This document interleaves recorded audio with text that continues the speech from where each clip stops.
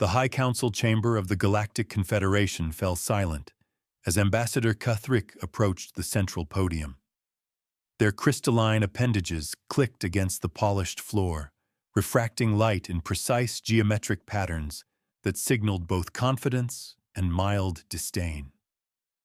The other council members, representatives of the 1,000 most advanced civilizations in the known galaxy, turned their various sensory organs toward the speaker. "Esteemed colleagues," Cuthrick's translator hummed, converting their harmonic resonances into standard galactic basic. "I come before you today with a matter of minor concern. A new species has achieved faster-than-light travel and, as per Protocol 7249-B, requires evaluation for potential membership." Holographic displays flickered to life around the chamber, showing images of a blue-green world and its inhabitants. Several council members emitted frequencies indicating boredom or disinterest. New species achieved FTL travel every few cycles. It was hardly noteworthy. "The species calls themselves humans," Cuthrick continued. "They are carbon-based bipeds from a Class 3 death world they call Earth. Initial observations suggest they are unremarkable in most aspects. Limited lifespan, no natural defenses worth noting, and their technological advancement is—" Cuthrick's crystals chimed in what might have been a laugh. "Charmingly primitive." The War Master of the Enkskull hive mind stirred, their chitinous plates rasping. "If they are so unremarkable, why bring them to the Council's attention at all?" Cuthrick's crystals shifted to a deep blue. "Because, War Master, they have displayed certain behavioral anomalies. Despite their technological limitations, they have already established colonies on several worlds in their system. They persist in environments that should be uninhabitable. They show unusual aggression in defense of their territories, and their information networks contain countless simulations of conflict scenarios." "You speak of warriors?" The War Master's interest piqued visibly. "No, that's the peculiar part. They are not a warrior species by any traditional metric. They lack natural weapons, their bodies are easily damaged, and they require constant rest cycles. And yet—" Cuthrick paused, crystals flickering uncertainly. "And yet they display patterns consistent with apex predators. They pursue goals with unsettling determination. They adapt to new threats with unprecedented speed. And their history suggests a disturbing propensity for what they call innovation during conflicts." The chamber erupted in harmonic discord as multiple council members spoke at once. The hive-mind War Master raised several limbs for silence. "Your recommendation, Ambassador?" "I suggest we deny their application for membership and establish a quarantine zone around their territory. Let them remain isolated until they either destroy themselves or evolve beyond their more problematic tendencies." The vote was quick and nearly unanimous. The humans would be contained, their expansion limited, their development carefully monitored. Cuthrick felt their crystals pulse with satisfaction as they left the chamber. The potential problem had been identified and addressed before it could become a real threat. The Council's efficiency was, as always, admirable. 3 solar cycles later, Cuthrick would remember this moment with a very different resonance. They would recall their smug certainty as the first reports came in of human ships breaching the quarantine zone. They would think back to their dismissive assessment as they watched footage of human vessels, drastically outgunned and outnumbered, somehow surviving battles that should have been impossible. They would remember their recommendation to isolate humanity when the first human diplomatic message arrived at the Council. "We noticed your attempts to restrict our travel and development. We were willing to overlook this as a simple misunderstanding. But after your forces fired on our civilian research vessels, well, congratulations. You just picked a fight with the deadliest species in the galaxy. Let's talk about how we can resolve this before things get unpleasant. Keithrick's crystals would shatter in horror as they finally understood. They had made a terrible, terrible mistake. The War Master of the NXKL. Hivemind played the human message again, analyzing every nuance of its delivery. What disturbed them most wasn't the content. Threats were common enough in galactic politics, but rather the peculiar tone.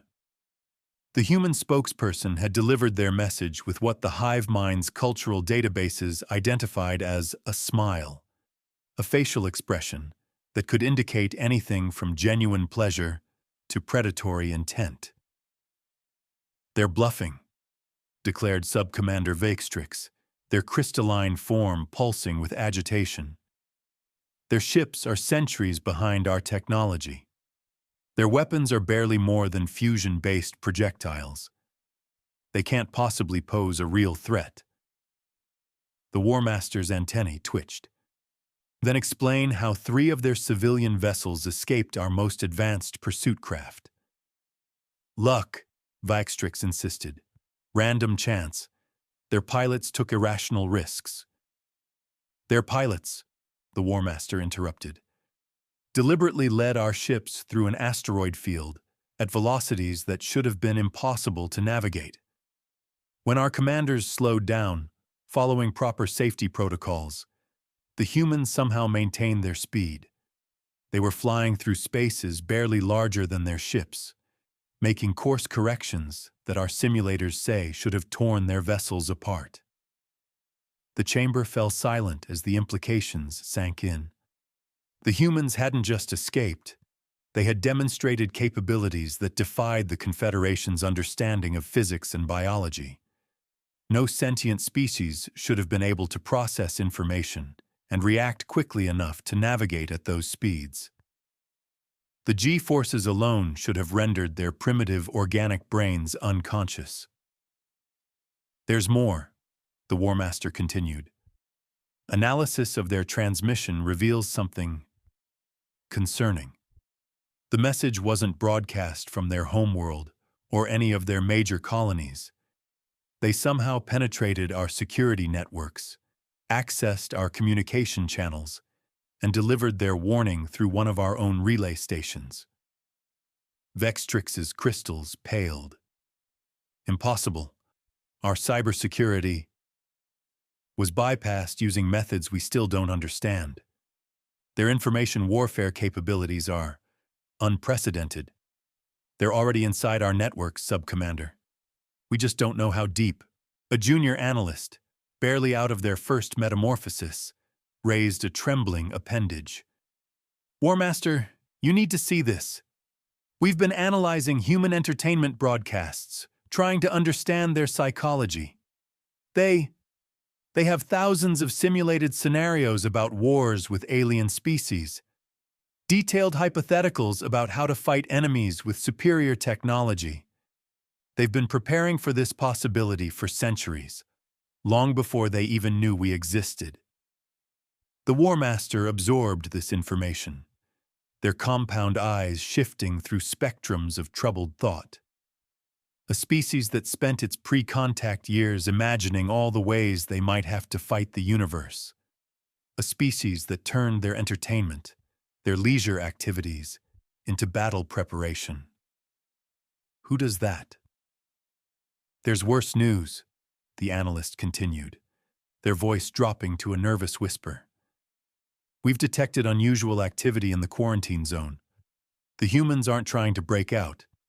Instead, they're—" The analyst's exoskeleton clicked anxiously. "They're fortifying their positions, converting civilian ships into military vessels. But they're doing it in ways that don't match any known tactical doctrine. Their modifications make no sense, follow no recognizable strategic pattern." "Explain," the War Master demanded. "They're not optimizing for our standard combat parameters. It's as if they're preparing to fight in ways we've never considered. We can't predict their strategy because they're not playing by any rules we understand. The War Master felt a sensation they hadn't experienced since their larval stage. Fear. They had assumed humanity's technological limitations would make them easy to contain. But with each passing moment, it became clearer that the Confederation had fundamentally misunderstood what made a species truly dangerous. It wasn't about technology. It wasn't about natural weapons or defensive capabilities. It was about something far more terrifying: imagination, creativity, the ability to look at overwhelming odds and think not, "How do we survive this?" but rather, "How do we win this?" The humans weren't just ready for a fight. They had spent their entire history getting ready for this exact moment. Admiral Sarah Chen stared at the holographic display of Confederation space, a cup of coffee growing cold in her hand. Red markers showed known enemy positions, while blue indicators represented humanity's rapidly expanding sphere of influence. The pattern looked chaotic to the untrained eye, but Sarah saw the beautiful logic in it. "They still don't get it," she murmured, more to herself than to her staff. "They're defending their strategic points exactly where their military doctrine says they should. Predictable, mathematical, perfect." Lieutenant Rodriguez approached with a fresh intelligence report. "Admiral, our deep space probes confirm it. The Confederation is mobilizing their entire Third Fleet to protect their primary supply lines, exactly as you predicted." Sarah allowed herself a small smile. The Confederation's military thinking was elegant but utterly inflexible. They fought wars like they were solving complex equations, which, in a way, they were. Their strategic AI had probably calculated the optimal deployment patterns down to the decimal point. "How's Project Trojan Horse progressing?" she asked, taking a sip of her now lukewarm coffee. "Better than expected, ma'am. It turns out their biosecurity protocols never considered that someone might deliberately infect their own communication devices with viruses. They're still trying to figure out why their quarantine software keeps getting corrupted every time they scan our damaged satellites." Sarah nodded. The Confederation's cybersecurity was virtually perfect against any attack they could anticipate. Unfortunately for them, humanity's long history of computer viruses, malware, and digital pranks had created attack vectors they'd never imagined. How do you defend against an enemy that turns their own defensive scans into infection vectors? "And the civilian shipping initiative?" Rodriguez grinned. "Operating at full capacity. Turns out when you tell a bunch of human merchants they're not allowed to trade somewhere, they take it as a personal challenge. Our smugglers are mapping every hole in their patrol patterns. The underground economy they're building is giving us better intelligence than our military sensors." A warning tone chimed, and a new cluster of red dots appeared on the display. Sarah studied them for a moment before laughing out loud. "They're deploying their interceptors in a Kuiper formation," she said, shaking her head. "Mathematically perfect for maximum coverage with minimum resources. Absolutely textbook." She tapped a few commands into her console. "Send this to all fleet commanders. Operation Chaos is now in effect." "The scattered attack pattern, ma'am? That's going to split our forces into dozens of small groups. According to traditional military doctrine, it's suicide." "Exactly.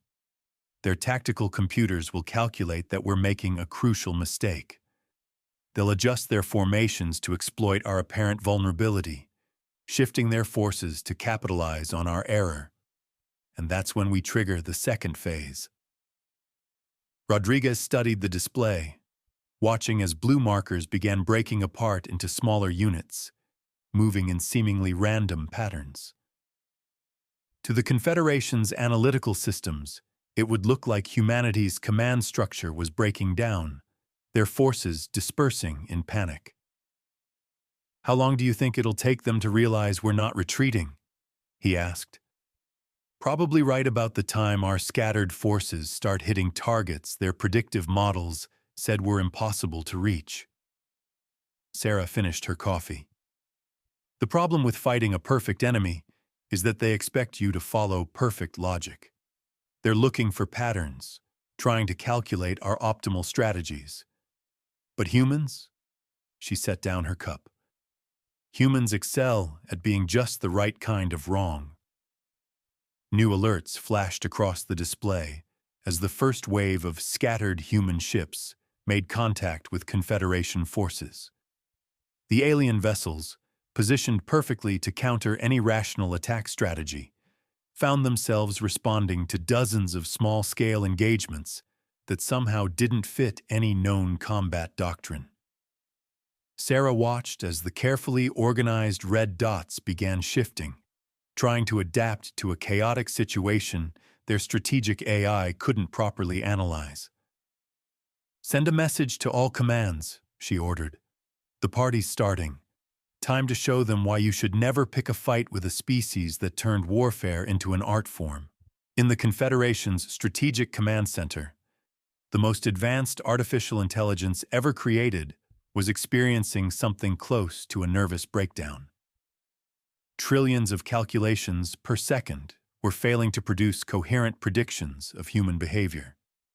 Every attempt to establish pattern recognition collapsed into chaos. Senior strategist Zilk watched in mounting horror as the holographic battlefield descended into what could only be described as madness. Human ships were ignoring fundamental principles of space combat. They were diving into their own weapons fire, using the explosions as impromptu sensor coverage. Smaller vessels were deliberately colliding with debris, using the impacts to alter their trajectory in ways that bypassed standard targeting calculations. "This is impossible." Zilk's crystalline form vibrated with distress. "They're violating every principle of tactical efficiency. Their losses should be catastrophic." But the human losses weren't catastrophic. Somehow, amid the chaos, their seemingly suicidal maneuvers were working. What looked like desperate last stands were turning into ambush positions. Ships that appeared to be retreating in disarray would suddenly reverse course, turning their rout into perfectly positioned flanking attacks. "New data from Sector 7, a subordinate announced. "The humans they're using their own destroyed ships as weapons. They're calculating debris patterns and using them to—" The subordinate's crystals paled. "They're herding our fleet into killing zones with their own wreckage." Zelk accessed the tactical feed and felt their crystalline structure nearly shatter from shock. The humans weren't just fighting. They were turning the very chaos of battle into a weapon. Every destroyed ship, every missed shot, every seemingly random movement was somehow part of a larger pattern that only became visible after it was too late to counter. "Strategic AI is requesting a full reset," another officer reported. "It's detecting logical contradictions in human battle strategies that are causing cascading errors in its prediction matrices." "Deny the reset," Zelk ordered. "We can't afford to have it offline even for a moment." They studied the battle display, trying to find some logic in the humans' actions. What are their objectives? What are they trying to achieve? As if in answer, new alerts blared across the command center. Zilk stared in disbelief at the incoming data. While the Confederation's forces had been trying to counter the humans' chaotic frontline attacks, smaller human vessels had somehow slipped through their supposedly impenetrable sensor nets.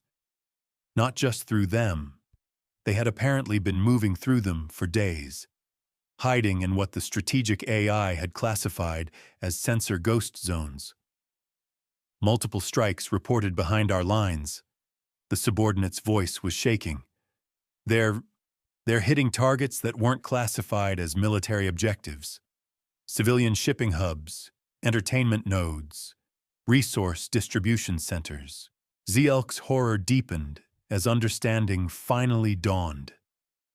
The humans weren't fighting a war according to any recognizable strategic doctrine. They weren't trying to achieve military superiority or force a conventional surrender. They were attacking the Confederation's very way of life, disrupting the perfect order that had been maintained for millennia. "Send word to the High Council," Zelk ordered.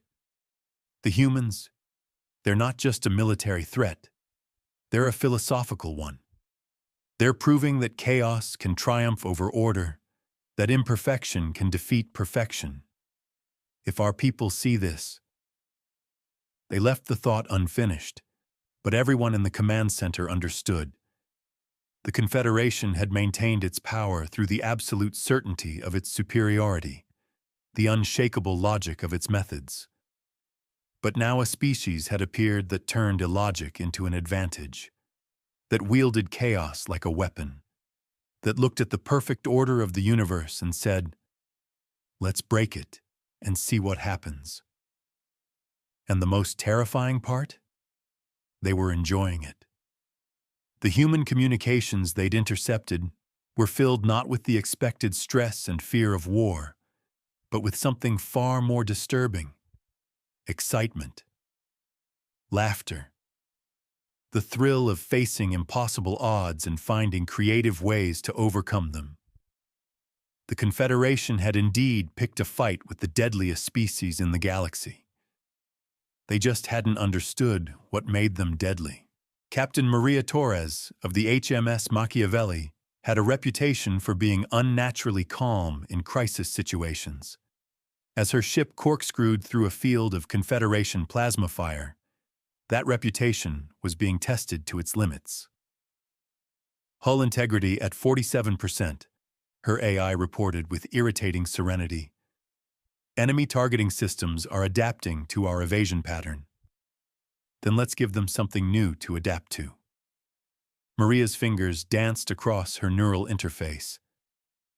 "Engineering, how's our little science project coming along?" Chief Engineer Davidson's voice crackled through the comm. "Ready whenever you are, Captain, though I feel obligated to mention that this plan is completely insane." "Noted," Maria grinned. "All hands, prepare for Operation Murphy's Law." The Machiavelli's engines suddenly went dark, making the ship appear disabled to Confederation sensors. It was a classic playing dead maneuver, one that the enemy had surely seen before and would be prepared for, which was exactly what Maria was counting on. 3 Confederation cruisers moved into a perfect triangular formation around the apparently crippled vessel, their weapons charged but not firing.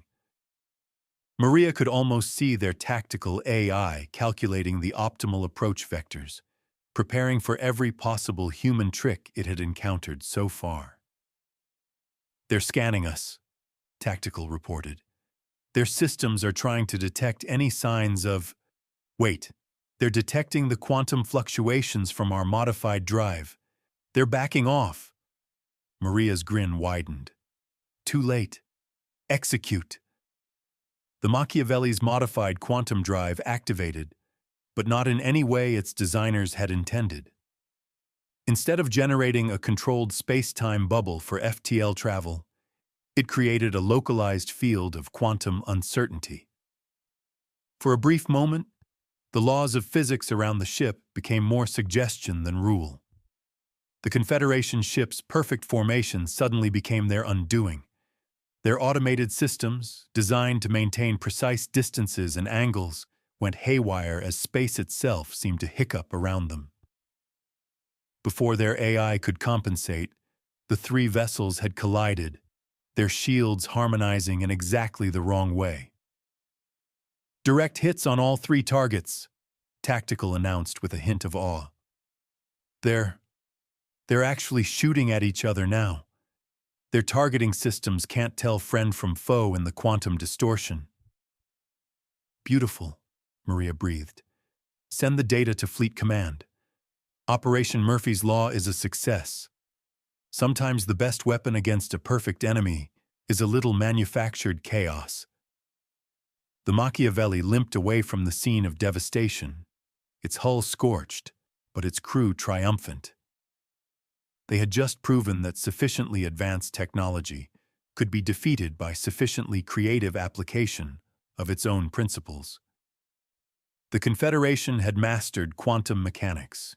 Humanity had figured out how to weaponize quantum uncertainty. Message from Admiral Chen, communications announced. She says, and I quote, "Nice work. You just scared their strategic AI so badly, it had to reboot twice. Keep breaking physics. It seems to really mess with their heads." Maria allowed herself a moment of satisfaction before turning to her next target. The Confederation was learning that humanity's greatest weapon wasn't their technology or their tactics. It was their ability to look at the impossible and say, why not? "Set course for the next objective," she ordered.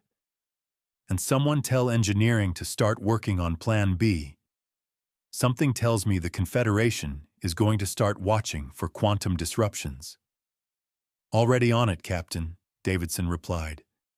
"We're thinking about using their own shield harmonics to create a cascading resonance that, well, let's just say it involves some very creative misuse of basic wave theory."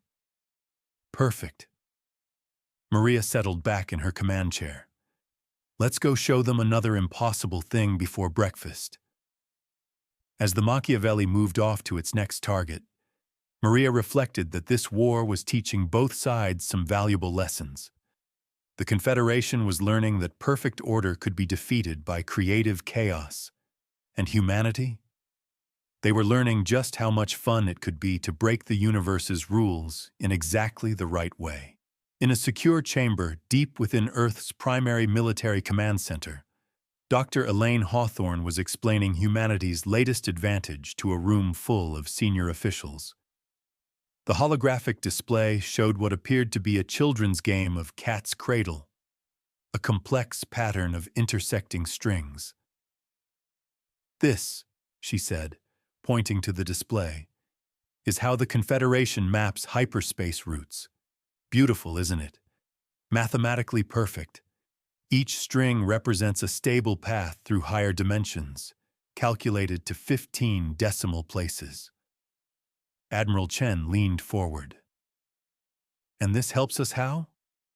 Elaine's eyes sparkled with barely contained excitement.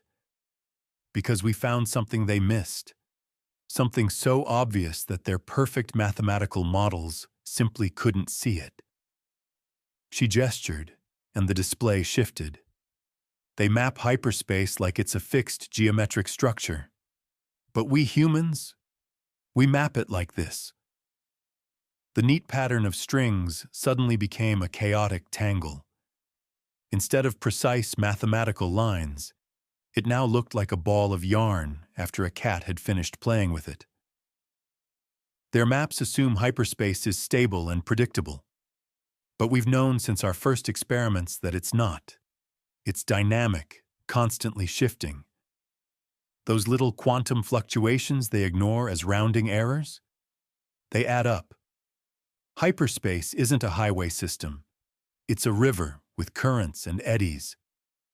Understanding dawned on Chen's face. "That's why our ships can navigate routes they consider impossible." "Exactly. Their ships plot perfect courses through theoretical hyperspace. Our ships." Elaine grinned. "Our ships surf the quantum waves. We're not fighting the chaos of higher dimensions. We're using it. Every random fluctuation they filter out of their calculations becomes another tool in our arsenal." A junior officer raised his hand. "But their technology is centuries ahead of ours. How are we doing this with inferior equipment?" "Because we're not trying to be perfect," Elaine explained. "Their navigation systems are incredible feats of engineering, designed to calculate and compensate for every variable." "Ours?" She laughed. Ours are basically quantum Ouija boards. We built them to ride the chaos, not control it. Dr. Hawthorne, Chen interrupted.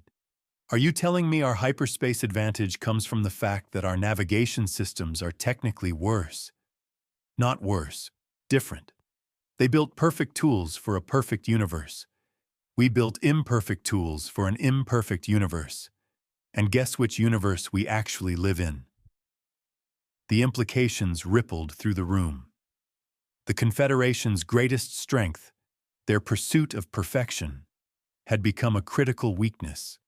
They had built their entire civilization on the assumption that the universe could be controlled, calculated, predicted. Humanity, with their messy history of adapting to chaos, had accidentally stumbled upon a fundamental truth. Sometimes the best way to handle chaos is to embrace it. There's more, Elaine continued. We've been analyzing their response patterns to our impossible maneuvers.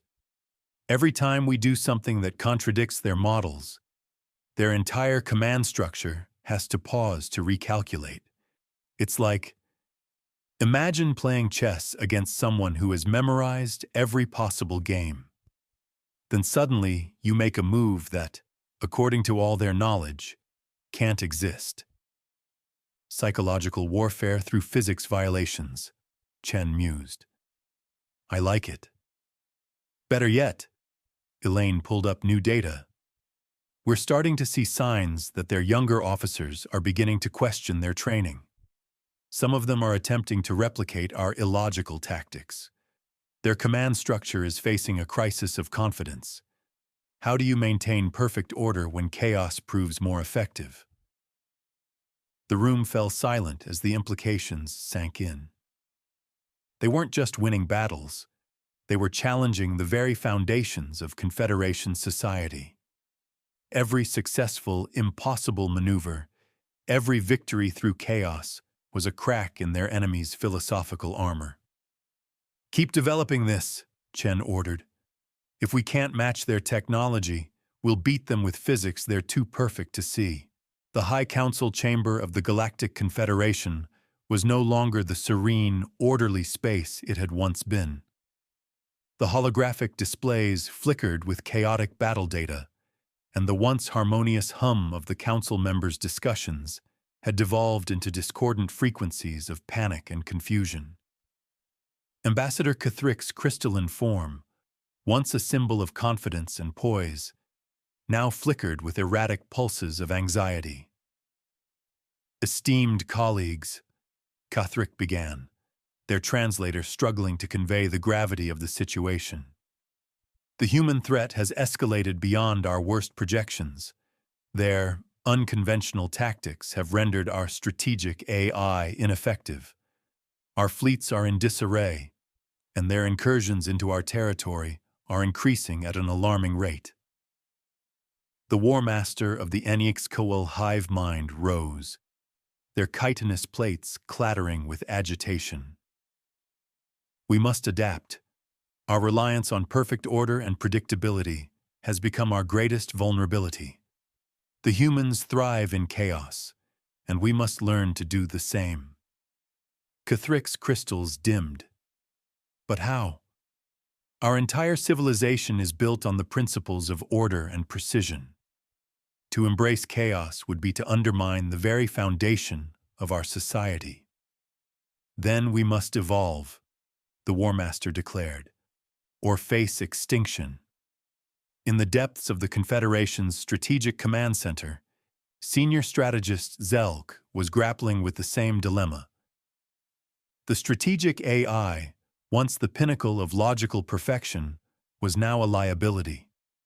Its attempts to predict and counter human tactics had only led to further confusion and failure. Shut it down, Zelk ordered, their crystalline form pulsing with determination. We must rely on our own instincts and creativity. The humans have shown us that logic alone is not enough. We must learn to think like them. As the strategic AI went offline, the command center fell into an uneasy silence. The officers, trained to rely on the AI's flawless calculations, now faced the daunting task of making decisions without its guidance. It was a moment of profound uncertainty, but also of potential. Begin analyzing every human engagement, Zelk commanded. Look for patterns in their chaos. Find the method in their madness. We must learn to anticipate the unpredictable. Meanwhile, on the bridge of the HMS Machiavelli, Captain Maria Torres was enjoying a rare moment of respite. The ship's crew had just executed another successful operation, using a combination of quantum fluctuations and improvised weaponry to disable a Confederation outpost. Admiral Chen sends her congratulations, communications reported. She also wants to know if we have any more impossible tricks up our sleeves. Maria smiled. Tell her we're just getting started. The Confederation may be learning to adapt, but we've been adapting our entire existence. Let's see how they handle our next move. In Earth's primary military command center, Dr. Elaine Hawthorne was presenting her latest findings to Admiral Chen and a room full of senior officials. The holographic display showed a complex web of hyperspace routes, with human ships moving through paths the Confederation had deemed impassable. We've discovered a new layer of hyperspace dynamics, Elaine explained. The Confederation's maps are based on static calculations, but hyperspace is anything but static.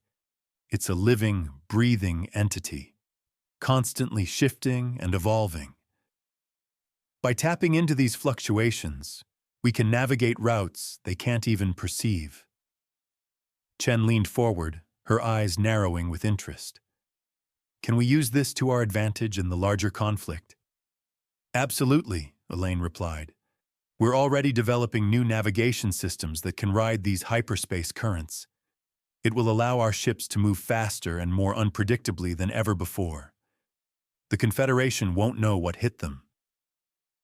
As the meeting concluded, Chen felt a surge of confidence. The humans had turned their perceived weaknesses into strengths, and their creativity and adaptability were proving to be their greatest assets. The Confederation, for all its technological superiority, was struggling to keep up. The final battle of the war took place in the heart of Confederation territory. The human fleet, outnumbered and outgunned, faced the full might of the Confederation's remaining forces. But this time, the humans were ready. All ships, prepare for Operation Pandemonium, Admiral Chen ordered. Let's show them what chaos really looks like. The human fleet surged forward, their ships moving in seemingly random patterns that defied all logic and reason. The Confederation's forces, now relying on their own instincts and creativity, struggled to anticipate the humans' next move. Captain Maria Torres led the charge, her ship weaving through the chaos with precision and grace. Engineering, activate the quantum disruptor. Let's give them a taste of their own medicine. The quantum disruptor, a device born from humanity's embrace of chaos, created a localized field of quantum uncertainty that wreaked havoc on the Confederation's ships. Their systems, designed for order and precision, were unable to cope with the sudden influx of chaos.